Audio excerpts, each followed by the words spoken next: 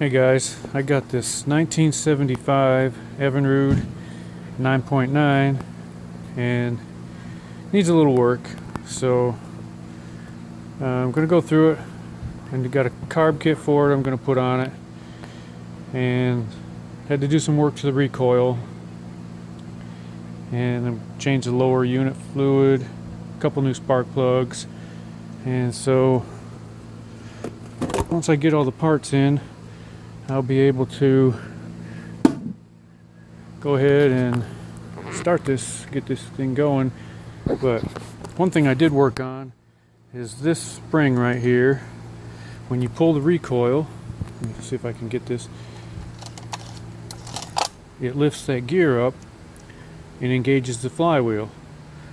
The problem that I was having before is whoever had this motor, this spring was bent and it was catching on these little teeth right here, and it was coming up over top of this and jamming up underneath there, and this would not engage the flywheel. You couldn't start it. So after a conversation with a guy that works on boat motors for a living, he told me what I need to do to make that work. So I did that, and it works now. When you pull the recoil, it engages like it's supposed to. And one of the things that he mentioned was this spring goes in, and it's got a half a moon on each side, and there's a groove right under here. It's hard to see, but there's a groove in here. He said to make sure it's dry and clean, nothing in there, no oil, no particles of anything. So I pulled the spring out, and I did that. He told me how to rebend the spring to make it so it fits tighter in here, which I did, and now it works. So thank him for his advice on that. Got that fixed.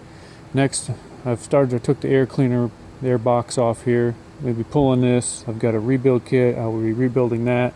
I don't have, 3 hands, so I won't be able to film it and rebuild it at the same time, so it'll have to be an after the fact thing. But when I get that done, I've got a new fuel pump ordered. This is cracked, gas spraying everywhere, so I've disconnected the lines. Fuel pump will be here shortly. I will be putting that on, put new spark plugs in, put a new coil on. This one was already replaced. I replaced this one, had 3 cracks in it, so I just went ahead and replaced it.